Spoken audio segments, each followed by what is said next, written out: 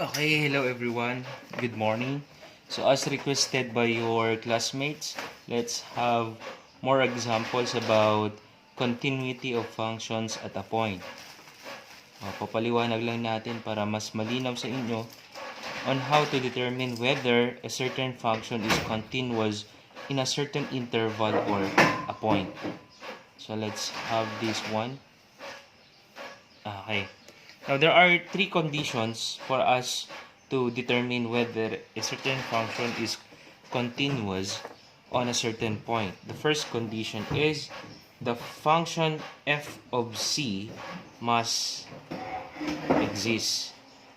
So, may value dapat. The second condition given here is the limit of f of x as x approaches to c must also be exist. And the third condition is your f of c must be equal to the limit of your f of x as x approaches to c. So these are the three conditions na kailangan natin patunayan at ipakita that if we will get the value of the function when c is being substituted, there must be a certain value. It must not be equal to 0 over 0. That's indeterminate. Yan yung iiwasan natin. The second condition, the limit of f of x as x approaches to c must also exist. And the third condition, the value, whatever the value of the first condition and the second condition must be equal. Okay? So let's have example.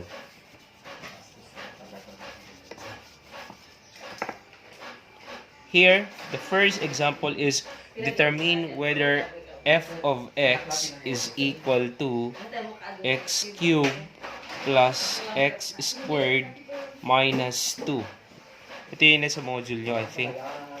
Determine whether if f of x is equal to x cubed plus x squared minus 2 is continuous at this particular point 1. So let's take the first condition that your f of c must exist. Let's solve for the f of c. So f of, let's have the value of c which is 1. So let's substitute it. That's 1 cubed plus 1 squared minus 2. The value of f of 1 now is 1 plus 1 is 2 minus 2 is equal to 0. Does the value of f of c exist? Yes, it exists.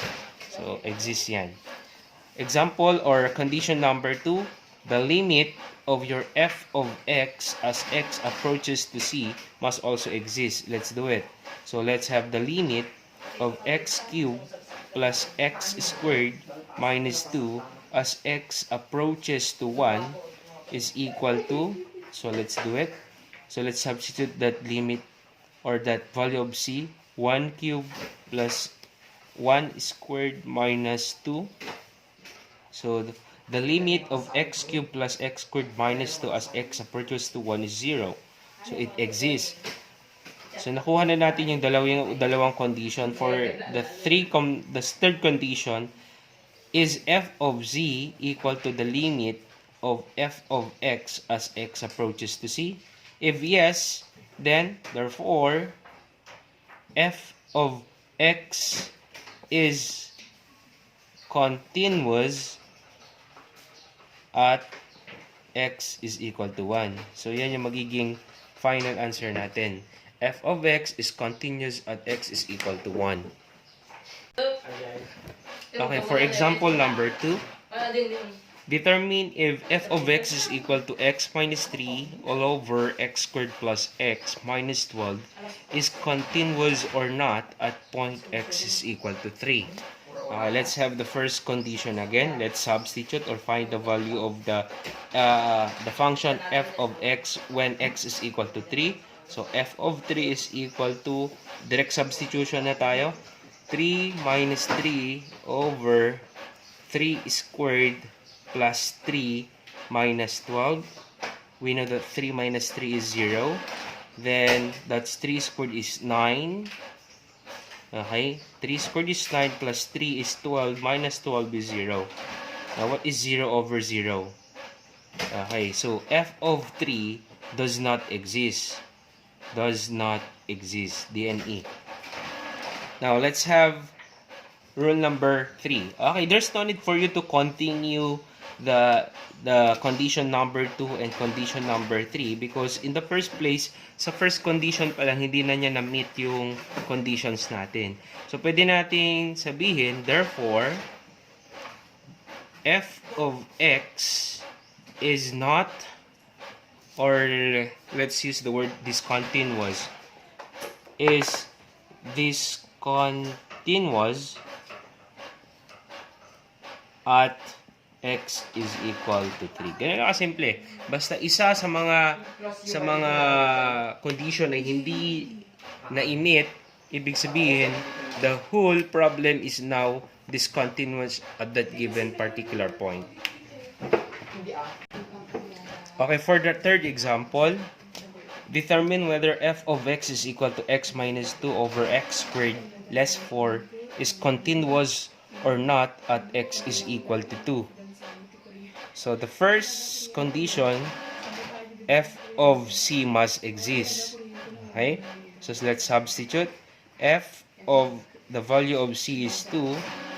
That's 2 minus 2 over 2 squared minus 4. We know that 2 less 2 is 0. 2 squared is 4 less 4 is 0. So, dito pa lang, malabo na tayo that the value of f of x does not exist because 0 over 0 is indeterminate. Okay? So, there's no need for you to continue up to the last condition because in the first place, again, the first condition does not, did not meet the first condition. So, let's have the conclusion. Therefore, f of x is discontinuous. Pasensya po kayo sa aking pen. Medyo maganda. At x is equal to 2.